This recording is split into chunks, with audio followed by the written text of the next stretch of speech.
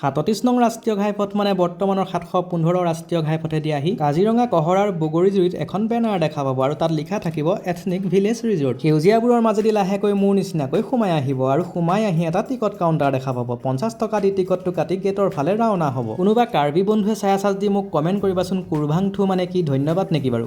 Ethnic village আহিলোঁ আমি। Ethnic village বৰ ধুনীয়া মানদুখনৰ ওচৰতে আছে, আহিব আপোনালোক। একদম সেউজীয়া পৰিৱেশ চাব, দেখাই আছোঁ।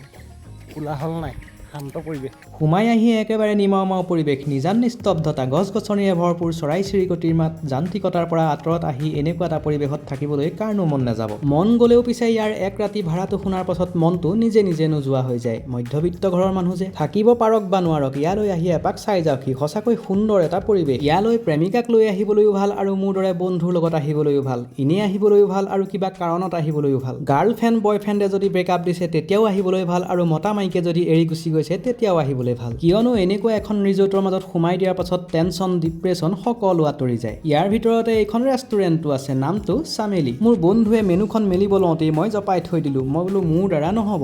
ৰ'ব, ইয়াৰ ভিতৰতে আছে এইখন ৰেষ্টুৰেণ্টটো, নামটো চামেলি। লৈ আহিব ফেমিলি, ফুৰিবলৈ ভাল সদায় আবেলি। ইয়াৰে চৌহদটোত যিমানবিলাক কটেজ আছে সকলোতে আপুনি থাকিব পাৰিব। বৰ্তমান সকলোতে ইয়াত মানুহ নাই, তলা ওলমি আছে। এতিয়া আন ছিজন আৰু ছিজন লৈ প্ৰাইচ বেলেগ বেলেগ হয়। ইয়াতে পাৰ নাইট 3500ৰ পৰা 10,000 11,000 লৈকে যায় আৰু ব্ৰেকফাষ্ট ইনক্লুডেড। এতিয়া কোৱা কি কৰিবা তুমি, যদি লগ নাই মোক লগ ধৰিব পাৰা। এনেকুৱা শীতল পৰিৱেশৰ মাজত আমি গছৰ তলত বহি চৰাই দুটাৰ নিচিনাকৈ কথা পাতিম আৰু জুখিম, তুমি সুখী নে মই সুখী। এইটো বাটেৰে তুমি আগে আগে যাবা আৰু মই তোমাৰ পাছে পাছে। বাৰু সেইবোৰ বাদ দিয়ক, মই ইয়ালৈ 8 বছৰৰ আগতে আহিছিলোঁ আৰু তেতিয়া মই ভিডিঅ' বনোৱা নাছিলোঁ। কটেজবিলাক বাঁহৰ খেৰৰ যেন লাগিলেও কিন্তু পকাৰে নিৰ্মিত। ইয়াৰ ভিতৰত এচিও আছে। বহুত শকত বাঁহ আৰু ইমান শকত চব মোৰ পেটতকৈ ডাঙৰ। এই ৰিজৰ্টখনৰ মূল আকৰ্ষণ হৈছে ইয়াৰ থকা মেলাৰ ব্যৱস্থা আৰু লগতে ট্ৰেডিশ্যনেল লাক্সাৰী কটেজেছ। মোৰ আঙুলিটোৰ পোনে পোনে সেইবিলাক চব কটেজ আৰু খুবেই ধুনীয়া। সঁচাকৈ কটেজবিলাক খুবেই মৰম লগা, মোৰ দেখি পেলাই থাকিবই মন গৈছিলে। কিন্তু হ'লে কিডাল হ'ব, ভাগ্যই কপালতে লিখিলে ব্যৰ্থতা।